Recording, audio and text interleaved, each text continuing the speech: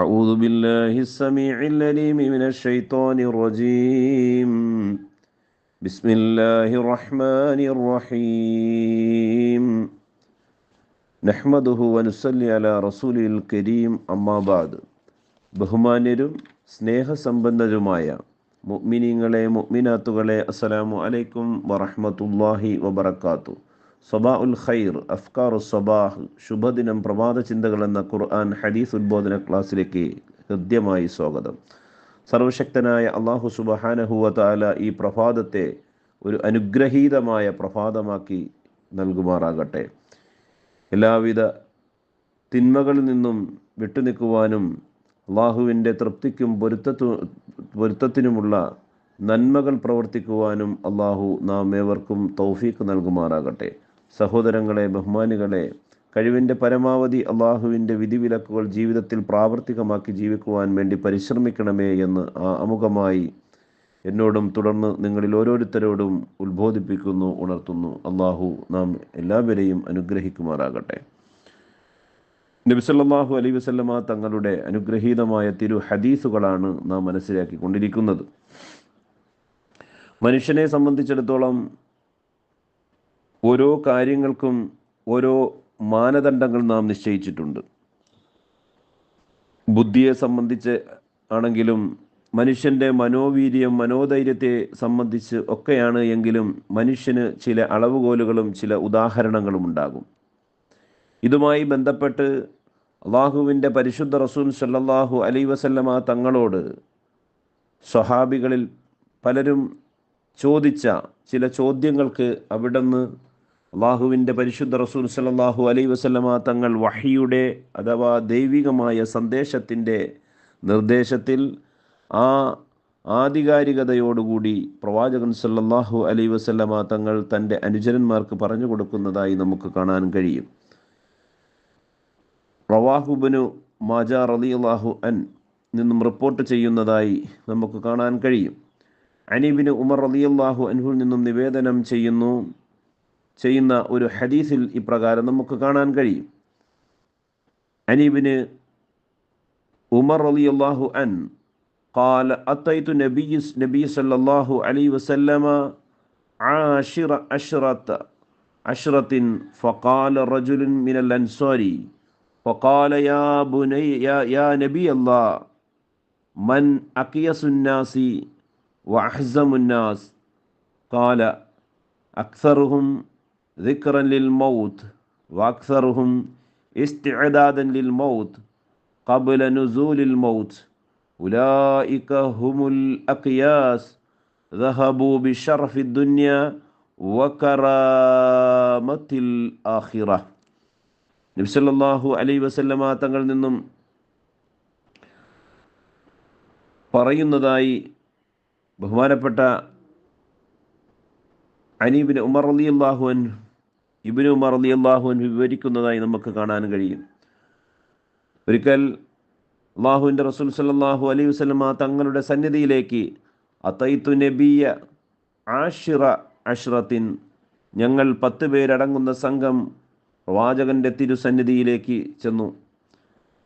എന്നിട്ട് ഫഖാമ റജുലുൻ മിനൽ അൻസാരി വിഭാഗത്തിൽപ്പെട്ട ഒരു സ്വഹാബി ഫഖാല, അവിടുന്ന് റസൂൽ സല്ലല്ലാഹു അലൈഹി വസല്ലമ തങ്ങളോട് എണീറ്റ് നിന്നുകൊണ്ട് ചോദിച്ചു, യാ നബി അള്ളാഹുവിൻ്റെ പ്രവാചകരെ, അള്ളാഹുവിൻ്റെ ദൂതരെ, മൻ അഖിയസുന്നാസ്, ജനങ്ങളിൽ ഏറ്റവും ബുദ്ധിയുള്ളവൻ ആരാണ്? വഹ്സമുന്നാസ്, ജനങ്ങളിൽ ഏറ്റവും മനോധൈര്യമുള്ളവൻ ആരാണ്? 2 കാര്യങ്ങളാണ് പ്രവാചകനോട് ചോദിക്കുന്നത്. ജനങ്ങളിൽ ഏറ്റവും ബുദ്ധിയുള്ളവൻ ആരാണ്, ജനങ്ങളിൽ ഏറ്റവും മനോധൈര്യമുള്ളവൻ ആരാണ് എന്ന് ചോദിച്ചു. ഖാൽ, അള്ളാഹുവിൻ്റെ റസൂൽ സല്ലല്ലാഹു അലൈഹി വസല്ലം തങ്ങൾ അവിടുന്ന് പറഞ്ഞു, അക്സർഹും ദിക്റൻ ലിൽ മൗത്ത്, നിങ്ങളിൽ ബുദ്ധിമാൻ എന്ന് പറയുന്നത് ആരെന്നറിയോ? ഏറ്റവും കൂടുതൽ മരണത്തെക്കുറിച്ച് ചിന്തിക്കുന്നവനാണ് ഒന്നാമത്തെ ബുദ്ധിമാൻ.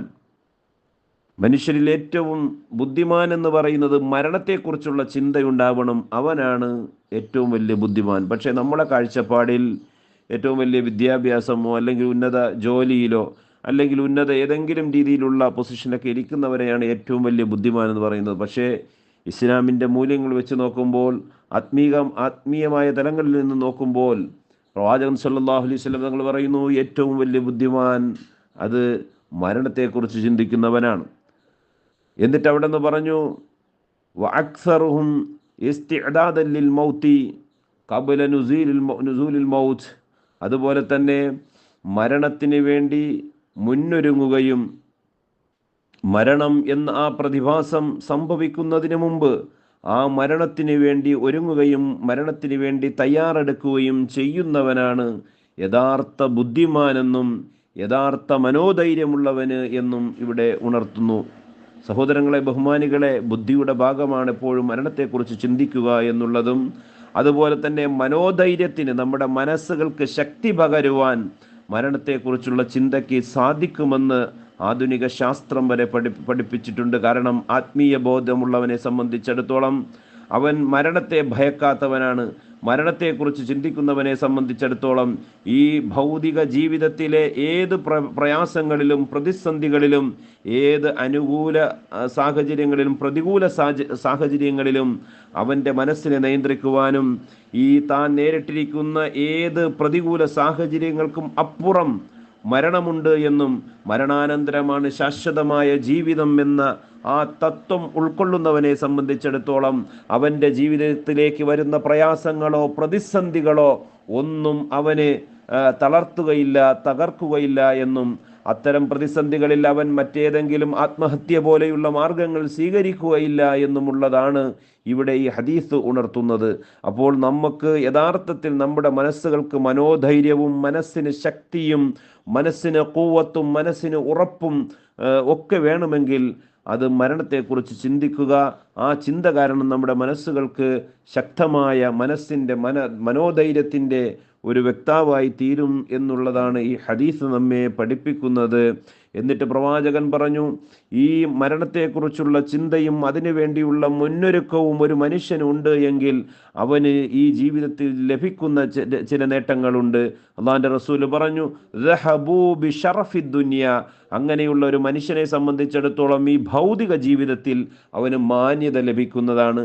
കാരണം മരണത്തെക്കുറിച്ചുള്ള ബോധവും മരണത്തെക്കുറിച്ചുള്ള മുന്നൊരുക്കവും നടത്തുന്നവനെ സംബന്ധിച്ചിടത്തോളം മാന്യത ഭൗതിക ജീവിതത്തിൽ ലഭിക്കും. കാരണം എന്താണ്? നമ്മുടെ മാന്യത പല ഭാഗങ്ങളിലും നഷ്ടപ്പെട്ടു പോകുന്നത് ദുനിയാവിൻ്റെ പരക്കം പാച്ചിലാണ്. കാരണം ദുനിയാവ് സമ്പാദിക്കുവാൻ നോക്കുമ്പോൾ മനുഷ്യരിൽ പലരും എന്ത് ചെയ്യും? മാന്യത എന്ന കാര്യം ചിലപ്പോൾ നമ്മൾ മറന്നു പോകും. മാന്യത ഇല്ലാത്ത രീതിയിലുള്ള സമ്പാദ്യമാർഗങ്ങൾ നമ്മൾ അവലംബിക്കും. അങ്ങനെ ഈ ദുനിയാവിൽ ചിലപ്പോൾ നമ്മുടെ സമ്പത്തുണ്ടാക്കുന്ന വിഷയത്തിൽ നമ്മുടെ മാന്യത നഷ്ടപ്പെടുത്താൻ കാരണമാകും. അതേ മറിച്ച് ആഖിറത്തെക്കുറിച്ചുള്ള ചിന്തയും മരണത്തെക്കുറിച്ചുള്ള ചിന്തയും ഒരു മനുഷ്യന് ഉണ്ട് എങ്കിൽ അവന് ഈ ഭൗതിക ജീവിതത്തിൽ ഒരു മാന്യത ലഭിക്കും എന്നുള്ളതാണ്.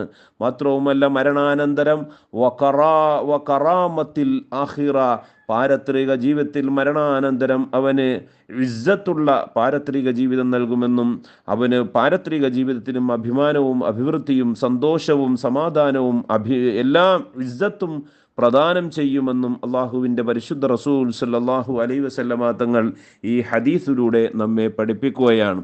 അള്ളാഹു സുബ്ഹാനഹു വ തആല അള്ളാഹുവിൻ്റെ പരിശുദ്ധ റസൂൽ സല്ലല്ലാഹു അലൈഹി വസല്ലമ തങ്ങളുടെ ഈ ഹദീസുകൾ നമ്മുടെ ജീവിതത്തിന് ഒരുപാട് മാറ്റങ്ങൾക്കും ജീവിതത്തിൽ ഒരുപാട് പരിവർത്തനത്തിനും അള്ളാഹുവിൻ്റെ നിയമനിർദ്ദേശങ്ങൾ അനുസരിച്ച് ജീവിക്കുവാനും ഈ ഹദീസുകളിൽ നിന്നുള്ള ഉത്ബോധനങ്ങൾ നമ്മളെ ജീവിതത്തിൽ ഒരു മാറ്റം ഉണ്ടാകട്ടെ എന്ന് ആത്മാർത്ഥമായി പ്രാർത്ഥിക്കുന്നു. അള്ളാഹു സുബ്ഹാനഹു വ തആല നമ്മെ എല്ലാം അനുഗ്രഹിക്കുമാറാകട്ടെ.